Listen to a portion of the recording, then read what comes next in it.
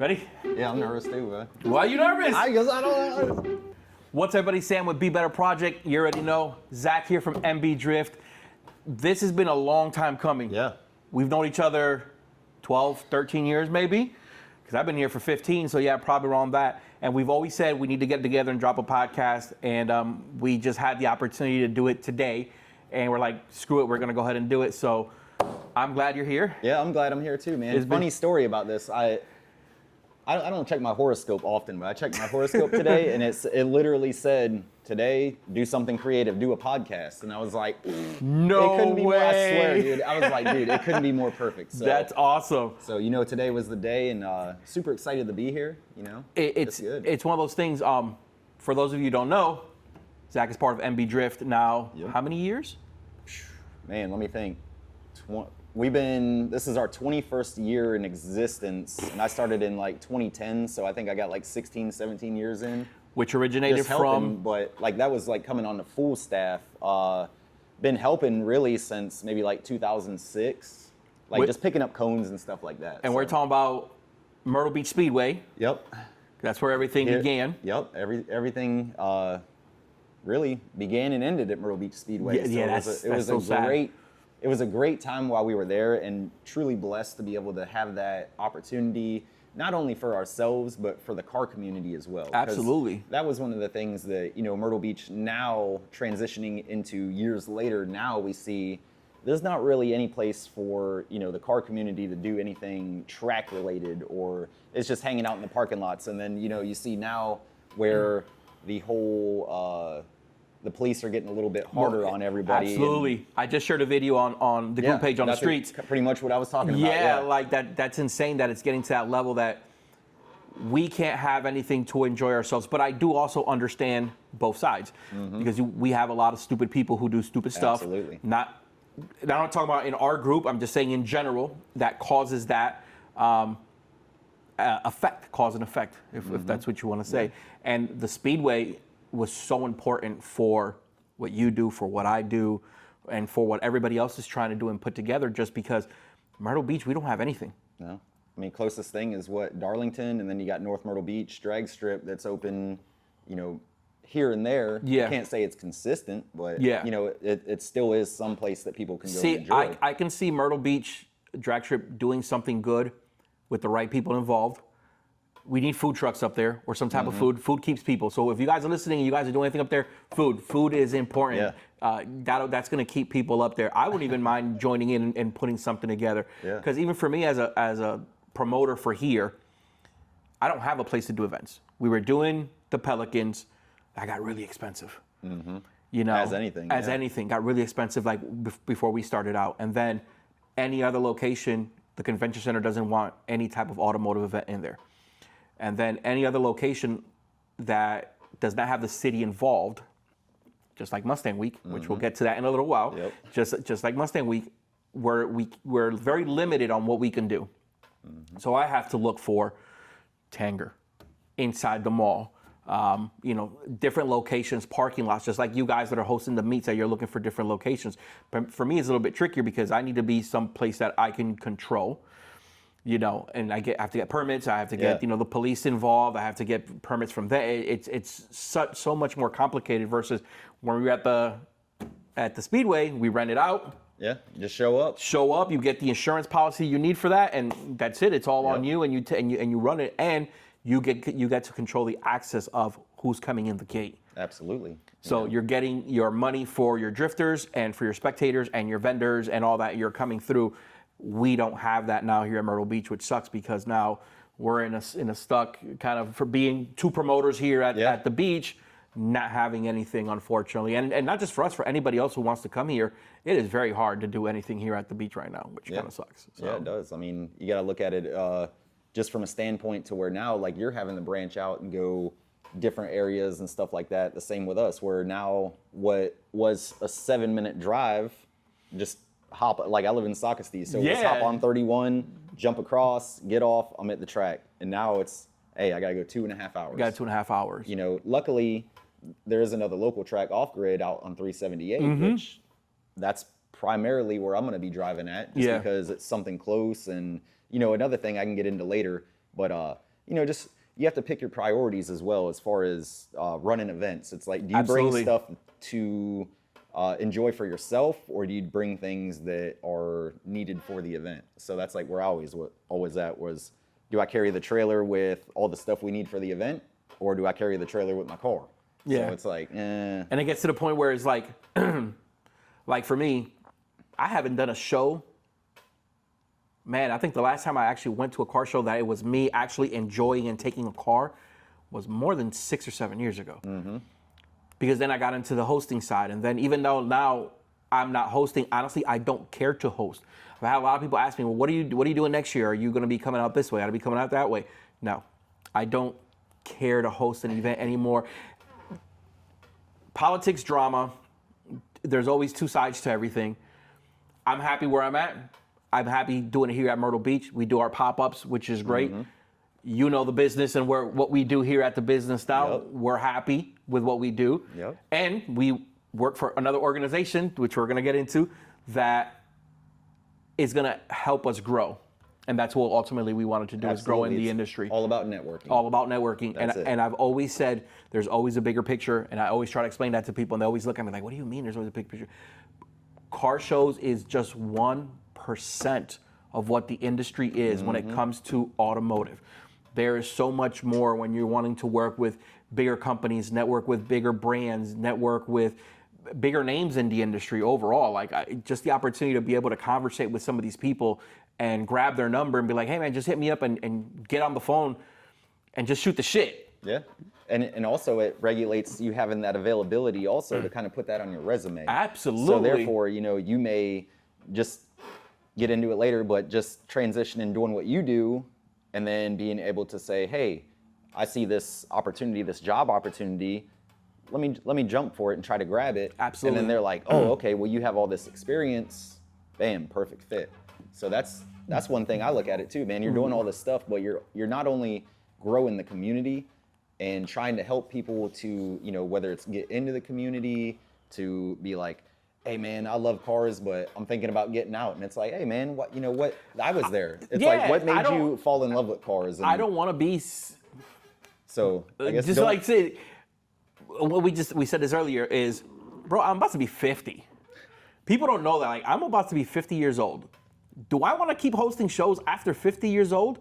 Like, for some of you, like you, and I hope everybody thinks like this, is where do you see yourself in the future? Exactly. What is your game plan for the future? You could only host so many shows, and it happened to me, and it will happen, and it continues to happen, is someone new will come up, and they will start doing what you're doing. And then someone's going to take their place. It's been like that for the last 15, 20, 30 years. Someone Yeah. new pops up and they become the new phase and the new trend. Then someone new pops up and they're the new phase and the new trend.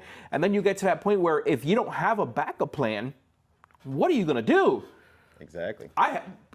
Thankfully, we have our backup plan. Yes, you do. We have a very good backup plan. So, being able to have the backup plan in what we do business-wise, not just with events, just clean overall, it's always been good. So now I'm going to ask you, and we'll get into that subject, is where do you see yourself in the next 5 years? What do you want to do in the next 5 years? And what is your backup plan?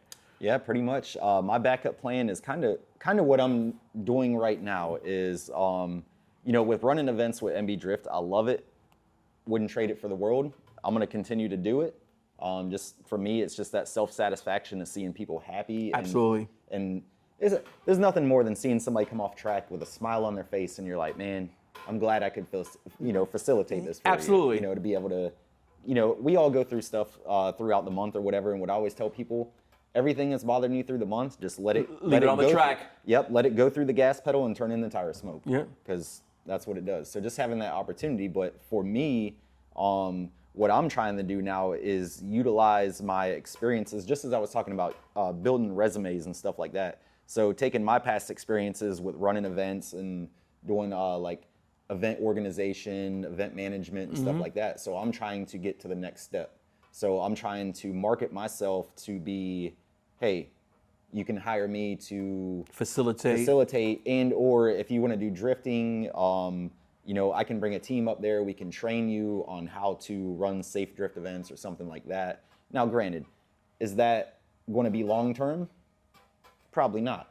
So I'll have to find another backup plan on that. But as far as this is where I'm transitioning now, is going from just a local organizer to try to be, work for different areas and or network in such a manner that I can get a job with an organization being like an event coordinator or event manager or something like that, to where, hey, now I'm getting paid to do what I love instead of just volunteering. And still be able to do the MB Drift, Absolutely. and have all your events, which brings me now to, I know some of you may know or not know, but you are now going to be helping Mustang Week Absolutely. work the drift section of the event next month, which is super, super exciting to know that, because I also am part of the Mustang Week crew. And then it's like, we figured that out and we're like, so it was funny because I didn't know and you didn't know, and then we had a conversation and we were like, wait, we did the whole Spider-Man. Exactly. The whole Spider-Man thing is like. So together, being both from Myrtle Beach and being able to step out of our, and I don't want to say comfort zone because we've done this for so many years, but working with such a big organization, there's so much that goes into this that I wish some people would understand. Like, yeah, you guys, some of you are running car shows and hosting events and stuff like that, but at the level that we've been granted access to see and witness what it takes to run such a huge organization. Yeah, I thought personally with like MB Drift, it was, because it doesn't sleep. Every day it's something or figuring out something, or somebody's asking you questions or whatever. So it's really like, I don't want to get off topic, but running events and stuff like that, and just like I was talking about going on like weekends all the time and having everything to do, it does take a toll on your personal life, as far as, event dates being on your significant other's birthday, or hey, I wanted to do this weekend with you because you have the time off, but I can't, unfortunately, because I have to go do this. So it is like, it's very taxing on your person, man, on your persona. And it's something that, you try to, I guess there's a lot of pressure and there's kind of a lot of bandwidth that goes into it. Absolutely. Figuring out, how to have that quality of life, but still enjoy doing what you do. Mm-hmm. And especially when it's all just kind of, you're doing it for the love of the game. Absolutely. So it is taxing on that aspect. But getting back to it with the Mustang Week, man, super excited to where, facilitating that. I've been trying for like 8 years, man. To get him there? Yeah, because we always go to the Mustang Week stuff, even when they had it at the Speedway. Yep. And then, started doing stuff at Suck Bang Blow, stuff like that. So, I was always trying to get in and be like, hey, man, if y'all ever need help with this, let me know. I'm local. I'll give you a hand, just kind of get my foot in the door and stuff. So with the Mustang Week stuff, again, like I was talking about, you're talking about the access. I thought MB Drift planning was crazy. Dude, the Mustang Week stuff is every day there's a moving part, but 4 or 5 different moving parts to that one moving part. And then there's so many people that are just chopping away, doing their task, and having to do Google Meet calls, making spreadsheets, never ending. Looking at cars and being like, hey, do I approve this driver? Do I not approve this driver? Hey, here's the maps, figure it out. Let's figure out what we need to do as far as the setup goes. So just the scheduling that they got is like top notch. I love it because I'm a very systematic and organized person when it comes to stuff like that. So everything is like, this time, you and you, like names specifically. Yeah. You guys go here, facilitate this. This time, you need to be getting ready to go do this. Yep. And I'm like, dude, I love it. It's militarized. It's very, very, very, very. I've had the honor. Same thing. For the time as they were coming down here, I have a good friend of mine that I know from up north, and he is also part of the organization. And when they were coming down here, he had messaged me one year and said, hey, man, I'm hoping you can help me out with some stuff. And I'm like, absolutely. And it started like that. Hey, yeah. And then I got the opportunity now to where I'm more involved and working with them. And it's like you said, very deep, very everything, task. I was doing some stuff yesterday. And it's very, compared to like what I do, like, my spreadsheet is like this big for November events, like this. I got everything there. Yeah, that thing is like... Yeah, it's never ending, but just the opportunity to... knowledge is power. Mm-hmm. And some people sometimes forget that those things that you learn are going to better help your resume.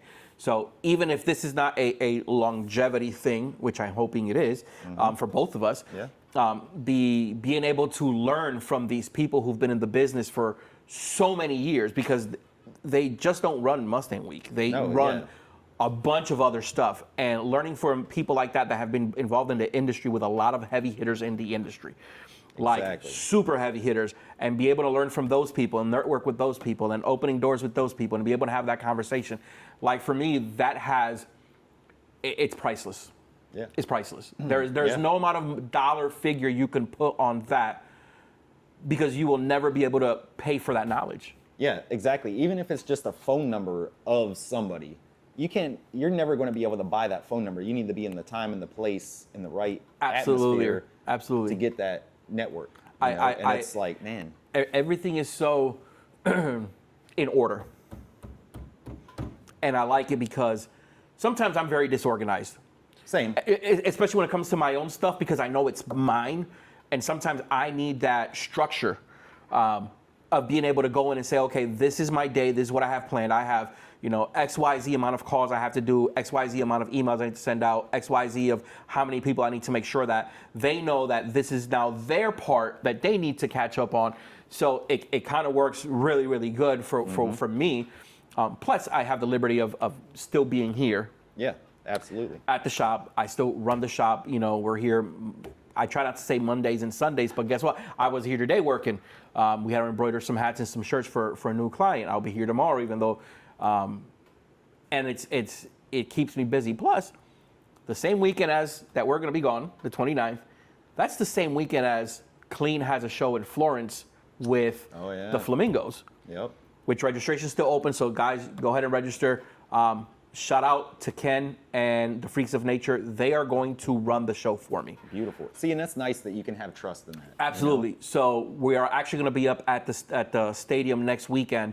We're going to meet up there, and then us and the rest of the team, we're going to go up there and kind of scout everything out, measure everything out, finish out the layout on the plan, so I can hand that over to them. I'll make the spreadsheet. Here you go. They'll be prepped. It's a one-day thing, in and out. They'll be able to go to handle that and move forward and finish that. Plus, that same day, the 29th, the Low Country Veterans, which is a group of veteran association down in Georgetown, they have their car show.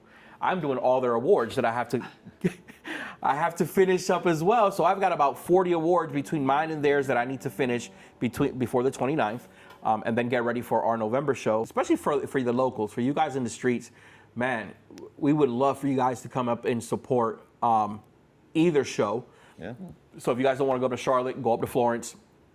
And if not, come up on Friday and Saturday and come see us in Charlotte. We definitely would like to see you guys. And then, of course, in November. What do you have, MB Drift, for the next, from now to the end of the season? Finals for our comp. Okay. So we do a competition series, and we're having a double header.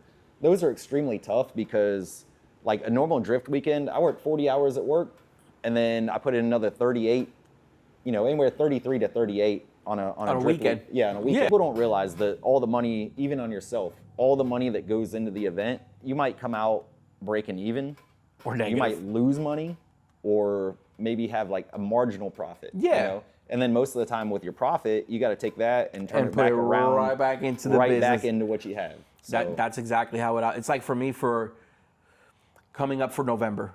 I make no money at the Tanger. I can't charge people to come to the mall, to the Tanger outlets. Yeah. So the money I make is for the registrations for the cars, but that goes to pay the venue, and goes to pay the insurance, goes to pay the police, and it's still not enough. Yep. So then you have to get a couple local sponsors to help out to cover some of the overhead costs. Mm-hmm. And then hopefully we make, 40 t-shirts and we sell them, and then I'll use that money to go buy dinner and redo it all over again. But it's become, for me, and this is for me personally, we've done it where we were at the top, and I say this all the time, we were at the top, we were doing great, we had good money, and then we've been at the bottom of the barrel. And I learned how to cope with all of that. Yeah. Went through a really tough depression it was really bad depression. But then I realized, like, man, I I personally took the fun away from it when I made it more of a business than the love for the cars and the love for the Can people. definitely understand it. It starts, you get a little more pressure. And It starts eating you away. So then I sat down, I'm like, man, as long as I have my venue covered and all those bills that come with the event, venue, insurance, police department, EMT, whatever the case may be, once that's taken care of, I don't care if I make $1. Just as long as I can see people I haven't seen in a year that came to my event and being able to have a conversation with them, sit down and do this, or go have breakfast. That's why we have been trying so hard to make Clean Weekend kind of like an import weekend where you're coming down here and you're doing something on Friday. We're doing something Saturday. It's not just a car show. It's more of it's more of a get-together. family gathering. Exactly. Like a family reunion almost. Bingo. Saturday night we have something planned. I'm just waiting to get the 100% okay on it, because of course it's the whole policy thing. You got to call, you got to ask, hey, can we do this? Then they got to go talk to management has to corporate has to get back to management has to get back to you. It's a whole. And once we get the okay on it, then Saturday night we're going to have another part of the event for Saturday evening. After Tangra, there'll be another Saturday portion of it in the evening, and then Sunday we finish off and we'll be at the Hangout. And the Hangout, that we call the Hangout for a reason. It's at the Hangout, and we're just hanging out, we're having drinks, we're having dinner or lunch at that time, and kind of shopping and having all the fun. And for us, it's so important to have that, because, bro, being in a convention center all day long, that shit is boring. And I know I used to host events at the convention center, and when I saw that people were bored and it was 3 o'clock, I'd be like, yo, y'all want to go home? Yes, I'm gonna give out awards, and I would send them home, and I pay for the whole day. I don't pay part time. I felt like I think you did that in, like, where was that at? It was like the Bojangles Coliseum or across the street. No, we were at the Park Expo because you guys were there. I remember that. I was like, yo, y'all want to go home? Yeah, it's early. Yeah, I remember that. Let's go. Let's go. Give out awards, get them out of there. I don't, especially if you have your family with you, your kids, I know how expensive food is at the convention center. I know how bad the food is at the convention center. And I don't want you to have to go through that. So that's why I would send you out early, so you don't have to sit all day there for, versus now you come into Tanger. First of all, it's Tanger Outlets. Like, I've been blessed with the opportunity to do an event inside Tanger Outlets, to park cars inside Tanger Outlets. So you come, you drop off your car, you go shopping. Yeah, just hang out. You go shopping. Now there's a couple new restaurants they opened up. So guess what? Now you have the option of either you want Taco Bell, do you want Chick-fil-A across the street, do you want to go to the breakfast joint that just opened? There's Buffalo Wild Wings. Man, there's so much now that you can do there. And then you're not stuck. Come get your car at the end of the day. Yeah. And it's good. I mean, I think that's cool too, because it's almost like, remember when you're like a little kid and then they had like the little exhibits in the mall where like the cars parked, or they had like a little, I don't know, the Shriner go-karts even, or something like that. It was just cool to see, and that gives that aspect too, where like the normal person that doesn't go to an event, they're like, oh, well, I didn't even know they had car things like this around here. Absolutely. Because there's so many people moving here, a lot of people don't know what's up yet. You know what I'm saying? Like, people don't know, oh yeah, they do car meets here, car meets there, or Sam has events at Tanger. Yeah. A lot of people don't know that. A lot of people don't know that. And for us, we're such a different type of event. We don't care if you have a classic, we want to see it. If you have a muscle, we want to see it. If you have a modern, we want to see it. If you have an import, you got the tilty wheels like everybody says with the camber. I love camber stuff. You want to bring that too? I love all. It's for the passion. I tell this story all the time, man. I remember when Myrtle Beach Truck Week was ran by the local guys. They had a squatted truck at their last event. And I don't like squatted truck, but this was a well-built truck. And when I mean well-built, he had good parts in it, except the back of the back of the lift, but everything in there was quality. Yeah. Lift was quality, chrome, powder coating, good wheels, good tires, suspension, like everything, interior. Very respectable build. Everything was dope on the build that I looked at, and I'm like, man, that honestly would be a best of show truck if it wasn't because it was squatted. So, even if you got a squat truck and it's dope, I mean, I might look at it and be like, it's squatted, but it's still dope build. That's one thing about, I said, you have to be a real enthusiast, even though if you don't like it, you have to appreciate it. You don't have to like the car but you have to appreciate what went into building the car. Exactly. I agree on that 100% because just as, you put that blood, sweat, and tears into your build, so they're doing it on the same end. Absolutely. They had to have the same stress, the same, long nights to where we all know those long nights when you're yelling at the car and you're like, dude, why won't you just work with me and stop being, it's like, but it's like, it's like even in our local scene, there's a lot of guys that do not like the cambered wheels. And there's a lot of guys who don't like the lowered car or the back car. There's a lot of guys who prefer the racing, the street scene of going to Mexico. Like that's what they like, Yep. But in all honesty, like we have to respect each other and what we do, because that's the only way that us as a community, especially here, is going to grow, is by respecting each other and helping each other get to the next level. Like I know there's a lot of stuff that goes on and moving components behind closed door. We both know about that. But at the end of the day, like I appreciate a lot of the guys who come out and they support us. And we have a couple on the streets that are part of Clean, and they come on to help with the events and stuff. And we love that, and we love to see more of it. It's just unfortunately we don't have a place to do it. Really, not to get personal or anything, but when the speedway closed, man, that was a really bad time in my life. Like I got really depressed off of it and started having like resentment towards stuff and like. Because that was your life at that point. That when the speedway closed, that's where it really got me in my feels, was because I was like, dude, I'm not going to be able to have this moment anymore. Like all these times where, all month you're like, stuff makes you mad or you get sad about something. I'm a very emotional person, so I try to, I'm very emotionally smart. So I know, how to channel things in the different formats sometimes. Yeah, we're all there. But that was it, man, was like, I just unbothered for the month, go to the track, like I said, threw the gas pedal in the tire dust. That rough spot that I went for 2 years and went into depression. And bro, I lost so many people stopped talking to me. So many people unfriended me. I unfriended so many people just because I felt like so many people were not willing to understand what I was going through. And then some people took it too personal. Yeah, been there. They took it personal. Like, well, I had somebody said, yo, I don't want to mess with you because so-and-so said you're losing your barbells and I can't be seen with somebody like that. Instead of saying, that should be the time to be like, do you need to talk about something or what's up, man? Absolutely. Mental health matters, dude. Mental health matters, and that's why the Be Better Project was formed, was we're like, hey, just be better with anybody. And there was times I'd come here at midnight, bro, just thinking just stupid shit because I was going through that phase, and then I snapped out of it. Then I'm like, wait, what am I doing? Like, even for me, I'm like, I'm old as shit now. Like, I don't even want to continue to do this. So why am I letting it continue to bother me? Look, good luck.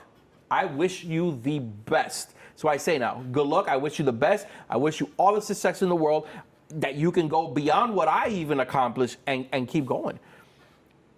Yeah. That's it. Yeah. That's it. Other than that, bro, I'm good where I'm at. Like, yeah, stuff stresses me out because we're at that point in life where everything's expensive, gas is expensive, inventory is expensive, food is expensive, like everything's expensive. So yeah, the normal daily stress of life, yes, everybody's gonna be stressed out about it. Everybody. Other than that, like I said, man, good luck. If you want to talk to me, my doors are open. If you don't, cool. Like, bro, I unfriended probably 50 people that I know for the last 10 years. Shoot. I took them out. Why? Because if you're not going to be at the same level that I am, and you're not going to support me, then there's no reason for you to continue to watch what I do. I can understand that 100%. There's no reason. Yeah. There's no reason for you to sit there and just be one of those people who are just peeking through the window. Yeah, it's the people sitting around the table waiting for the scrap. Or when you do get successful, then it's like, oh, well, now I want to help you out. Now I want to help you out, man. And being in the industry that we're in, and you know it more. We both know it. Like, I don't need that around. I don't need that around my circle. Like, I have friends that are not on Facebook that I talk to more than people that I do have on Facebook. Really? Yeah, that's wild. That's okay, cool. Because this is how I see it now, and I guess this has gotten now because I'm older. You do not need to be my friend on Facebook to be my friend. Yes, I can agree on that. You don't. Don Fedora. Don Fedora's not on Facebook. Yeah. I sent him a message right now, bro, I need you. He's gonna show up. Yeah, that's a good dude. That's a good dude. Yeah. As a matter of fact, a couple months ago, he hit me up. I had just laid down. It was probably like 10 o'clock, 9:30, 10 o'clock. He was like, yo, are you busy? And I'm like, yo, what's good? He goes, bro, I got a flat tire. I'm stuck at work. On my way. That's it. Yep. Don't expect nothing. Don't say nothing. It's just, Where you gotta go. I got you. Yeah. Put on my clothes, boom, went and picked him up, dropped him off at his house. Because we've had that relationship for so many years. Like, we don't need to be friends on Facebook to know that we're friends. You know what I'm not like? Yeah. And there's a couple other few people that I got. I think we're friends on Instagram, and they're barely on there. They're just there to just kind of see shit. But it's one of those things, like, our conversations are personal, where we get on the phone or we text each other. We don't need to be friends on Facebook. So, you know, I had people get pissed at me because they're like, well, you unfriended me. Like, first of all, we don't even talk. Number one. Number two, you're just watching what I do. You're not really supporting anything I do. So there's no need. And if you really are my friend, that should not have bothered you. Yeah. There's no reason. Like, and people are like, oh, okay, I understand that. Like, if Facebook didn't exist, I've always said it, if Facebook did not exist today, well, how would you communicate with your peoples? As far as as far as personal or drift or both. Shoot, man. If so, and I've said this. Yeah, I've always said, if social media does not exist, how do you communicate with your people? Emails, I guess.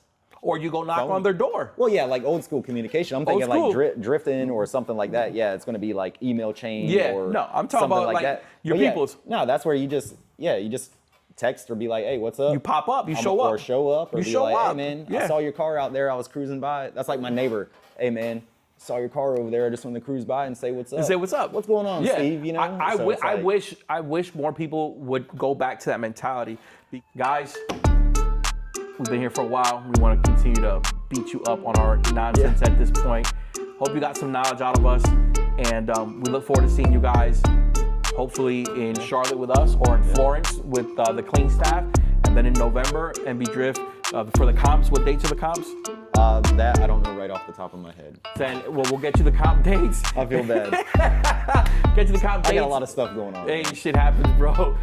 And then we'll see you at Tanger in November. Registration's still open. You're in cleanexhibition.com, man. It was great. It was great to have you, bro. Hopefully we can do this again. Yeah, appreciate it. And we'll keep rocking and rolling. Yeah, appreciate it. Much love, guys. Check it out, mbdrift.com. If you want to see more in depth of anything we were talking about, let Sam know. All right, guys. Love you, man. Peace. Peace. Love you.